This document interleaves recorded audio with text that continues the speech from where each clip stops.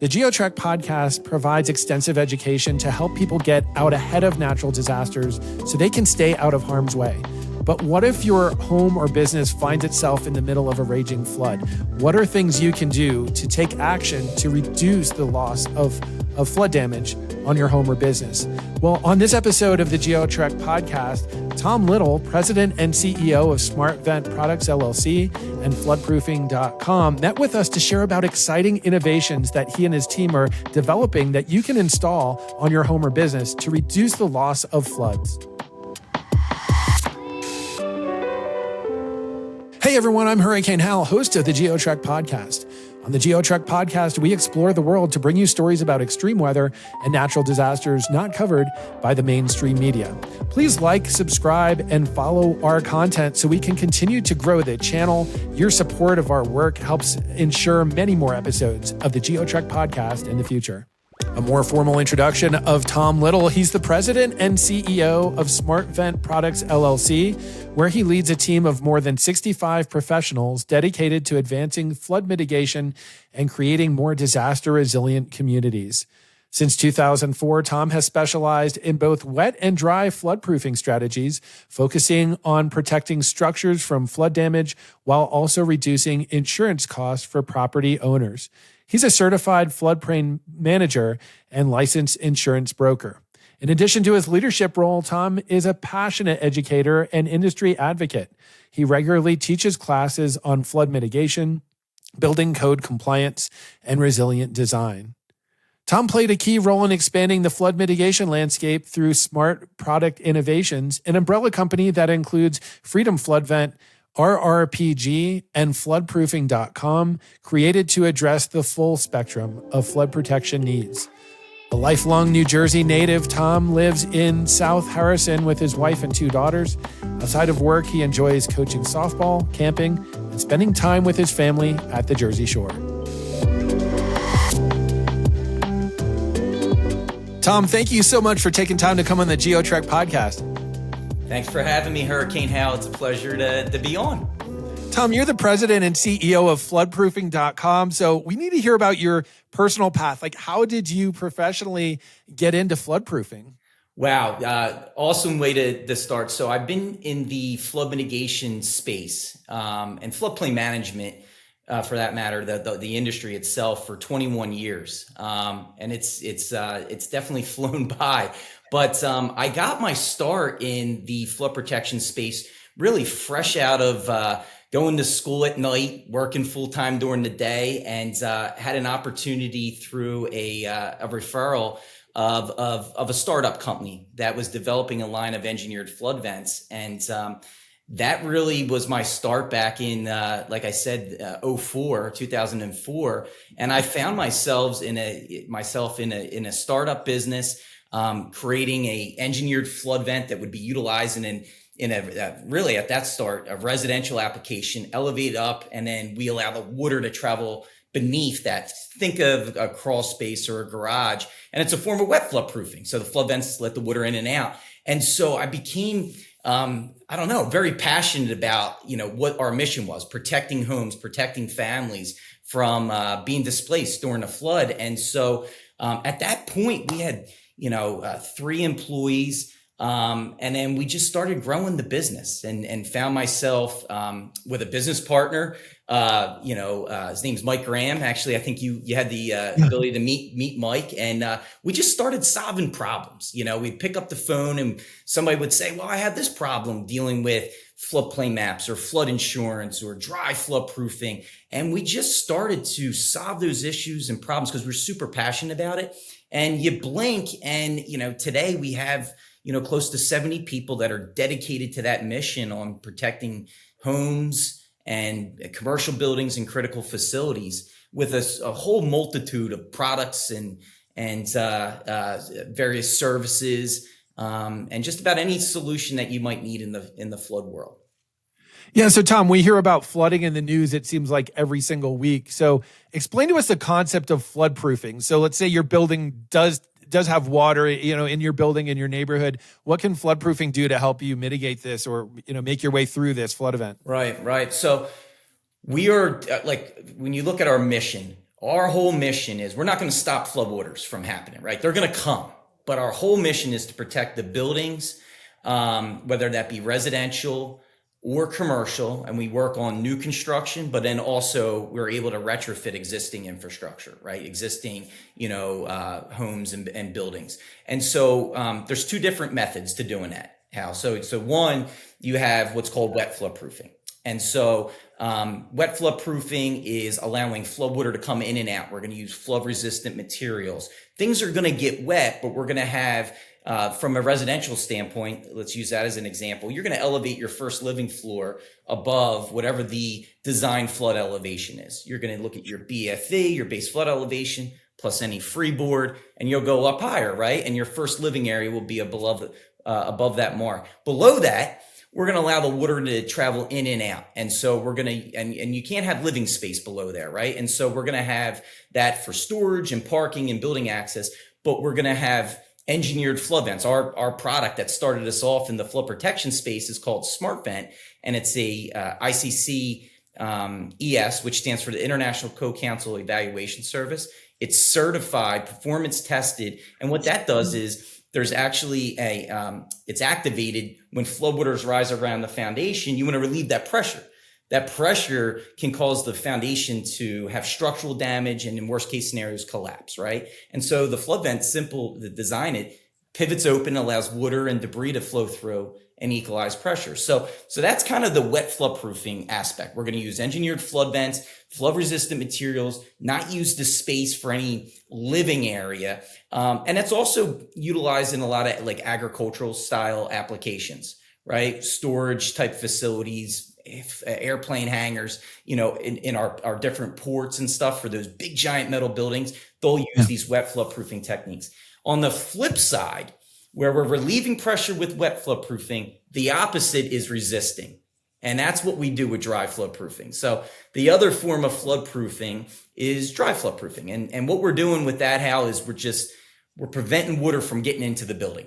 And that could be all kinds, like we're talking hospitality type structures, retail, commercial buildings, restaurants, your small little coffee shop to a giant hospital, right? These critical facilities. And there's a couple different ways you do that. There's deployable systems, which takes human interaction, right? You got to grab something out of storage and deploy it, like a flood log system. Or you would have a passive solution, like potentially like floodproof windows or floodproof glazing. And so, we have a couple pictures, I think, examples that we could pull up and showcase. We'll pull those up in a second. So Tom, just to reiterate and clarify, so these passive solutions, like maybe a flood-proofed window, the client wouldn't really do anything the day before the flood, but some of these other it sounds like some of these other dry floodproofing solutions, like a mobile barrier, it may involve the resident or the client actually going out there and deploying it right before the floodwaters hit. Right, exactly. And so the passive solutions are always something that our team strongly recommends to our customers, right? Because what you're going to be able to do is once it's installed, I hate to say it's a set it and forget it type of application, but really nothing has to happen from a human intervention standpoint. So, and that's especially critical with flash flood situations, right? Where you don't have maybe an adequate time to pull something out of storage and deploy it. When you have a passive solution, it's just boom, it's going to automatically do its job. Where the deployable, there are, one of the things that we're rolling out is like an early warning system. So when you're able to get that warning that tells you, hey, you might have a foot or 2 foot of water up against your building starting days in advance. Well, now you can make sure your crew's there. You grab your flood log system, get that in place, and now you can deploy the protection. We call those deployable systems. Yeah, Tom. Just to this is interesting. Just a few days before we recorded this, we saw catastrophic floods in Central Texas that hit at night over 4th of July weekend. And so with little notice. So if a team had to get out there and deploy something, it would have been very difficult, right? How are you going to do that at 3 a.m. on a holiday weekend? Exactly. It sounds like you're saying with some of these passive solutions, the protection's already there. You don't have to go out at 3 a.m. on a Saturday morning and call your team in the middle of the night kind of thing. Yeah, no. And definitely, thoughts, prayers go out to all the poor folks. And that was just a tragic event in Central Texas. And And so to your point, yeah, I mean, they didn't have warning. You can't evacuate, right? You don't have time to deploy a system. And we see that across the country. I mean, every 2 to 3 days, especially in like an urban style area, they're dealing with pluvial flooding. Rainfall Sure. events, frequency of these events are Yep. are more intense than they've ever been. And so, our stormwater system can't keep up with that, from a demand, from a capacity standpoint, and boom, you get flash flooding like that. And so with the passive technology, we're seeing that, like with floodproof glazing. I mean, it is literally flood protection that you can see through, right? It's glass, but Sure. that will hold back 10 foot of water and take 1,000-pound log impact, smashing up against the glass, and it's not going to break. That water's not going to seep through. I mean, and there's engineering and performance testing all behind that. But in those type of events, passive is an ideal solution. One other, I'm hitting on floodproof glazing, but in our industry, there are products out there that will actually, and we sell them, that will lift up with floodwater. So it's a self-rising gate, right? A flood. Wow. And so you'll see them at, like, say, a parking garage that's underneath the building. So you drive down and under. Well, that's obviously a vulnerable point for floodwater. So we'll have it's a horizontal floating gate that rises up and then locks in place, and it uses the power of the water, floats the actual protection barrier in place, and then seals up against a protection wall. That's amazing, and again, an automatic solution that someone doesn't have to be there at 3:00 in the morning. 100%, 100%. It's just going to do its job. Yeah. Tom, we're excited to look through these photos. And just for our listeners as well, we have an audio and a video podcast on YouTube. If you haven't checked out the YouTube podcast, definitely check it out. We'll be descriptive with these photos we're seeing for those of you that are just listening to the audio podcast. But your colleagues had sent in some really cool pictures. We're excited to see really what this floodproofing looks like. So what are we looking at here in this image? All right. So this one right here, this is actually an example of a critical facility. This is in New York City. It's a very prominent, school within the city. And what you're seeing here is this is actually a wall of glass or a glass curtain wall, we could say, right? And so what you're seeing here is this is the actual flood protection. There's nothing that has to be deployed over this, curtain wall, this glass curtain wall right here. The glass itself is structurally designed to hold back, 8 foot of floodwater pressure, plus take a debris impact. And it's a structurally laminated glass, right? And so it's either tempered or heat strength, depending on the application. But what you're going to have is a structural inner layer. Think of a sandwich, right? And like your car windshield. When a pebble hits it, it just doesn't shatter in front of you, right? It kind of holds together. So we use the same kind of engineering and elements to create a system and a wall, essentially a glass wall that can hold back the weight of water and then take a debris impact. And nothing has to be deployed. This is passive. So when we talk about a flash flood situation, nobody has to, run out there and deploy something. This is just going to work. It's in place. And Tom, it's ready. Tom, I would walk past that building and say, what a beautiful building with this glass wall. I would not even know that that's flood protection there. 100%. And look, from an aesthetic standpoint, we work very closely with the architectural community, design community. From an aesthetic standpoint, we know it's important, and our engineering brain takes over where we're like, well, look, we're on a mission to hold back water and keep it out. So from an aesthetic standpoint too, it's, you won't even notice it. Now the picture we just pulled up here, this is an example of a deployable system. So these are mega flood logs. It's our brand of product called Flood Panel. And these are actually, manufactured in the United States. It's another key thing about what we do from a business standpoint when we're talking smart vent, our flood panel, flood log systems and other deployable systems. We're proudly made in the United States. This is made out of aluminum. And so what you're seeing here is these are flood logs. Each are 1 foot tall, right? Hence the term, mega, because they're the biggest ones on the market, right, as far as height. And so you can kind of count and go, oh, that's 1, 2, 3, 4, that's 5 foot of flood protection that you're seeing right here. And in between each log is a gasket. And so, kind of the deployment drill, although this is a active solution where people have to come out and deploy this, it can be rapidly deployed. So the anchor points are installed by our installation team. And so they're in the building itself. And then where you see those midspan posts, there's actual anchor points there. So you're removing some caps, you put your post in place, and then what you're doing is you tighten that all up, and then you slide the logs in the channels. And then there's compression bolts on the top. And then laterally, you have compression bolts, and we're just squeezing the gasket kind of tight. And that seal is what creates the flood protection wall that you have there. But it's easy to store. Here's another example. This is a building with apartments on top, and then the lower level, we're protecting retail space. And then there's egress access points for the residential portion. But the lower level that you're seeing with the mega flood logs here is all retail space. So it can be by code dry flood proof, but same concept. I mean, we can go around a corner, and so Tom, could the client actually go out there and drop those different logs into between the midspan posts? Yeah, this is done typically by the facility manager, Okay. and whoever owns the building.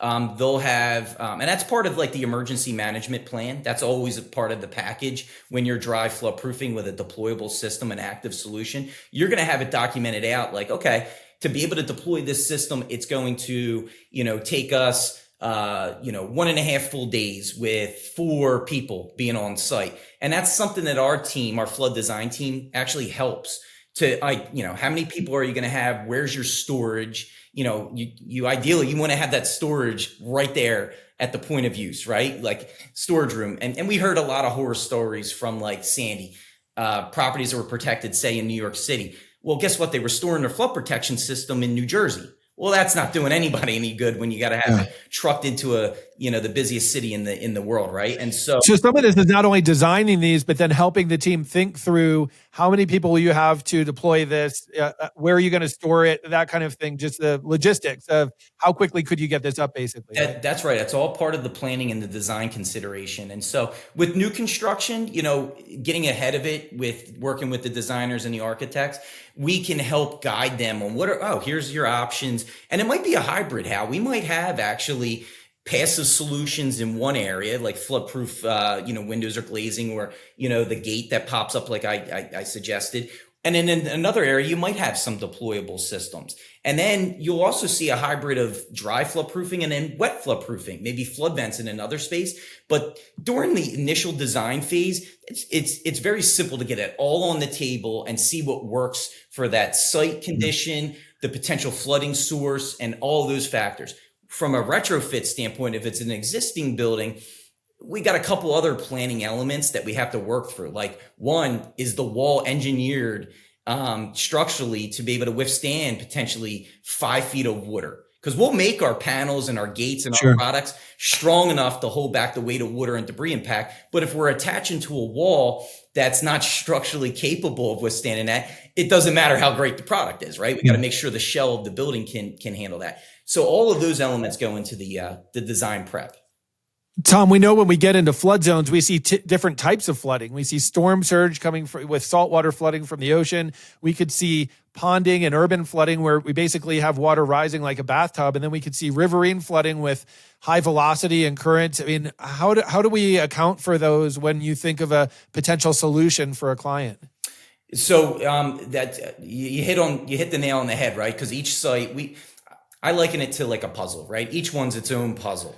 And it's dealing with, is it coastal surge? Are we dealing with pluvial flooding, flash flooding, directional flow, riverine, all of these different elements. And then it's this site, and then we look at frequency, historical, data, like does it flood often? Then you have your local standards, your regulations. Does a municipality, have a 2, 3, 4 foot of freeboard requirement? We always encourage go as high as you possibly can, right? We know Mother Nature doesn't listen to floodplain maps at all, right? And so those are all the elements that we analyze for the site condition. And then it's kind of like an insurance broker, right? Where it's not a one size fits all. So we're able to go on our catalog of products and then determine what are the best solutions that we can, recommend for this particular site. And it might be, we can do watertight doors on one end, and then we're going to wet flood proof this area because that's a better,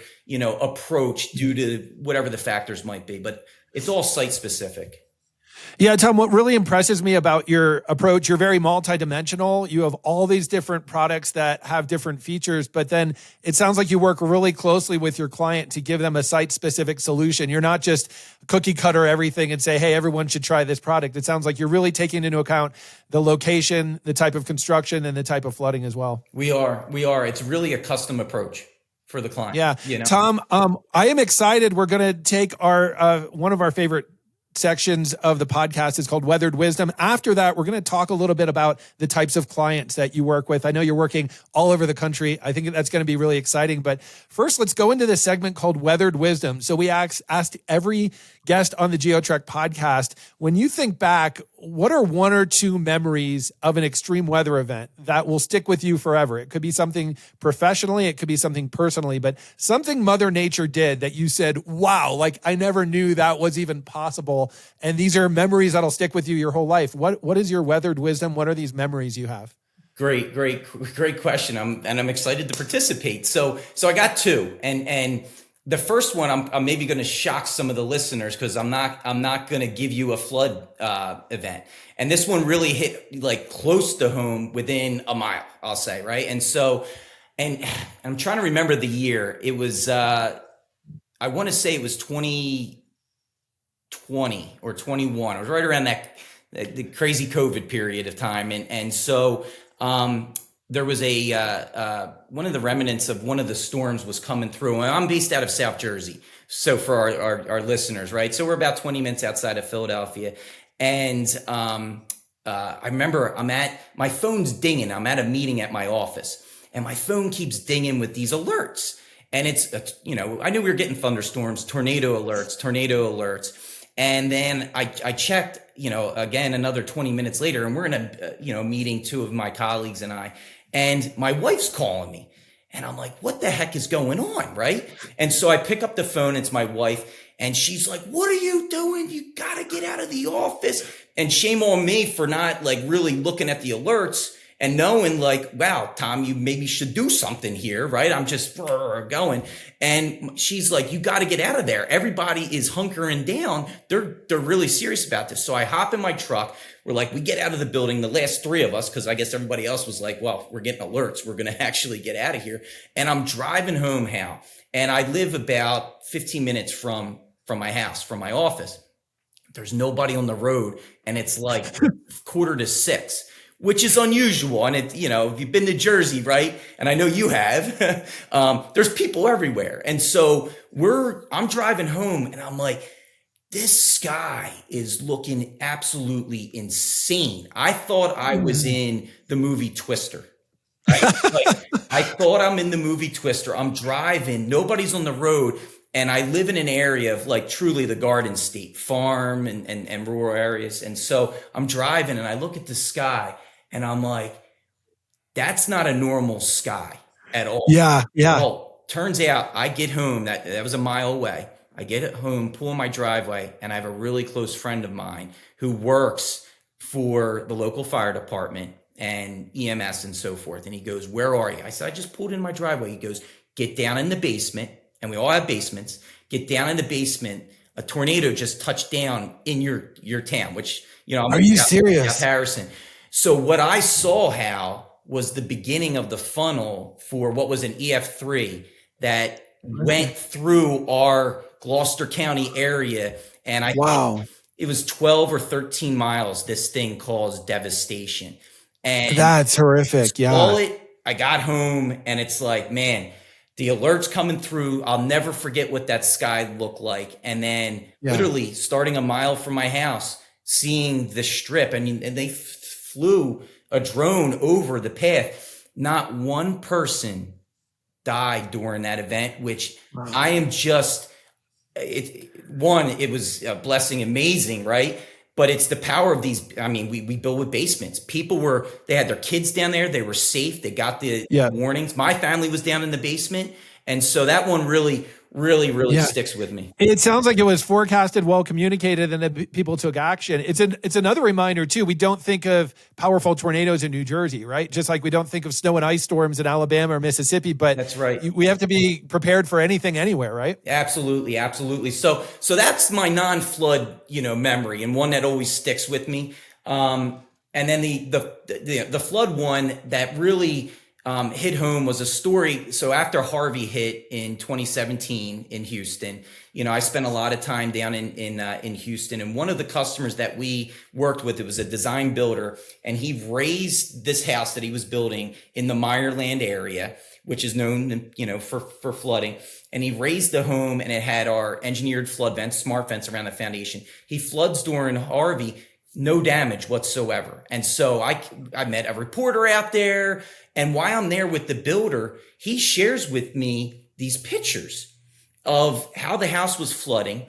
And he tells me a story of a slab on grade house across the street, and how the people, talking about evacuation, they didn't evacuate. And by time they were like, wow, we have to get out of here, it was too late. They called the builder up, the family, and said, and he was selling the house at this point. So it had one of those realtor like keypads where you can get the key out. And they said, his name was Tapuma. He said, Mr. Tapuma, we need to get our family in this house to take refuge because we have almost 3 foot of water through our slab on grade, and the water was rising, and they were scared to death. They took kids, and they took pool floats, and they literally floated their kids across to this elevated house and took refuge in the house for, I think it was like a day and a half, because the water level was up so high. And they took refuge in the house because their house had 4 foot of water through it, at the peak of Harvey.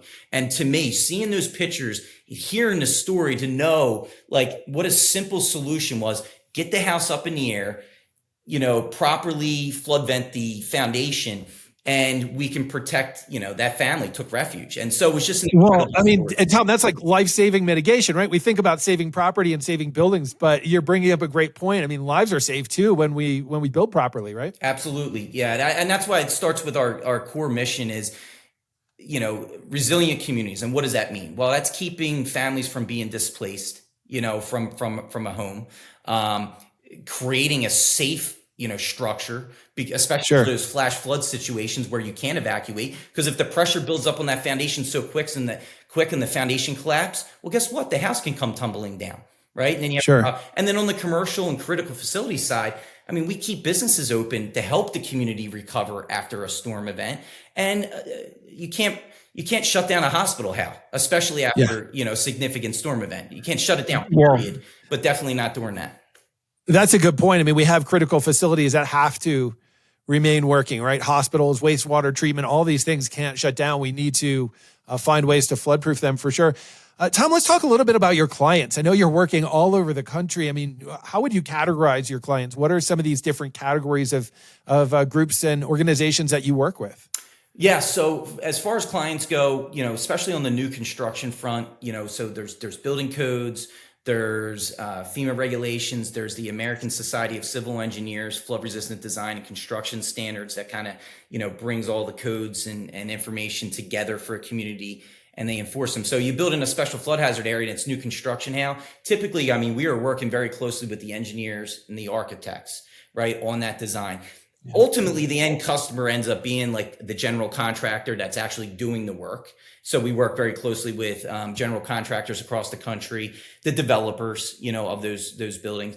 On the residential side of things, residential, builders, anybody, on the residential side that's a builder, we work closely with them. And then when you look at a retrofit structure, like an existing structure that we're going to retrofit, yeah, we deal with a lot of different folks. I mean, we're dealing with the facility managers of these buildings. We're dealing with the owner, the developer, sometimes a GC that's doing, that whatever type of maintenance or work that needs to be had, down to the residential level where you're dealing with the property owner, the actual homeowner, so that's just it's a multitude of different folks that we deal with. I mean, we get, over 700 incoming calls a week from all of those different groups from all across the country, where they just, and like I said earlier, it's like a puzzle. Each one, we're on a mission. What's the problem that we're trying to help solve for that particular client and their site conditions?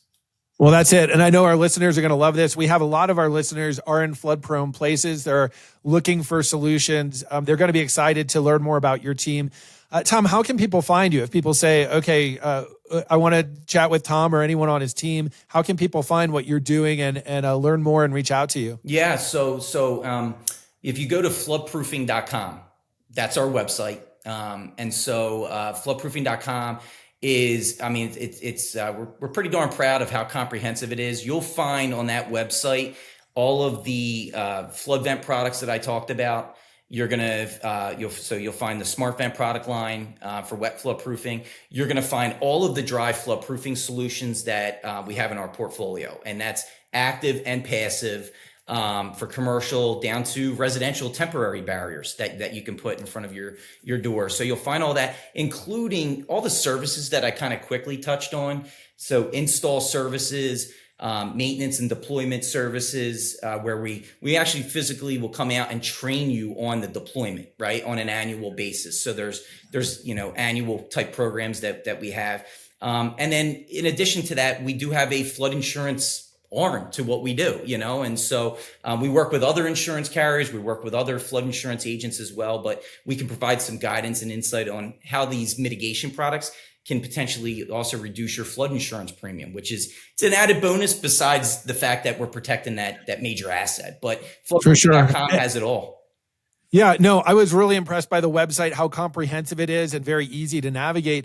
And Tom, I know you're also out there on the ground a lot of times at workshops, conferences. I'm excited. You connected me with the New Jersey Association for Floodplain Management 20th annual conference in October in Jersey. I'm going to be there. I can't wait to see you and your colleagues there. Yeah. What are some other events too that you go to, or workshops, places that people can interact with you and your team? Yeah. So and the New Jersey Association of Floodplain Managers is a fantastic event. I mean, it's a premier event in the floodplain management community. I mean, there'll be over 500 folks. Hal, you're going to absolutely crush it there. I'm so excited to see you keynote for the 20th anniversary too, which is such a big deal, and so, but we do all of the state floodplain managers conference. We do as many as we can. There's a lot of them, but we try to participate in those, the local building official state conferences. From a national standpoint, you'll find us at the Association of State Floodplain Managers Conference every year. The Flood Insurance Conference, where me and you hooked up. There you go. Yeah. We do the International Builder Show, is another big event that we're at. The National AIA, which is the American Institute of Architectural. So from a designer standpoint, we're at those national and state and local events. So we're at a bunch of them. And then we also do, I'll just add, education's a big part of what we do for the industry, and we're very passionate about it. So we provide these professionals that I named before, building officials, architects, engineers, with continuing education units, CEU units. So if anybody's ever interested in having a webinar or a face-to-face, we do we have 7 non-proprietary approved CE courses that we provide on flood protection and floodplain management design and so forth. Well, it's just so important, Tom, too. I mean, it's everywhere from getting education to understanding your risk to understanding potential solutions. I mean, you and I were talking at a recent conference about how many millions of people, they're really deaf to the message of flood protection because they say, well, I'm not in the floodplain. It's education's where this starts to realize, wait, there are millions of people that flood every year, not in floodplains. Oh, well, maybe I really need to think about some of these solutions for my business. So I think it really has to start with education. Right. And then, people realize their risk. Well, what can I do about it? You're giving them then some action items that we can actually do things to get out ahead of these floods. Absolutely. To protect ourselves. Absolutely. So, absolutely. Tom, kudos to you and your team. Just so much appreciate for everything you're doing. And I know a lot of our listeners are going to be really excited to check you guys out online to listen to this podcast, but to engage with you as well. I love when we equip people to say, hey, there's things you can do to be better prepared. You don't have to be a sitting duck waiting for a flood to hit. And I think with floodproofing.com, they're going to find a lot of potential paths forward to protect themselves. So, Tom, thank you so much for taking time to come on the podcast. Again, we're seeing a lot of these floods all over the country, and I know people that are working with y'all, that are connected with you and using your products are better prepared and going to at least make it through the flood event a lot better than if they had not taken action. So, best of luck to you and your team, and looking forward to seeing you at all these events and interacting in the future. Yeah, absolutely. Hal, this has been a pleasure. Thanks for having me on.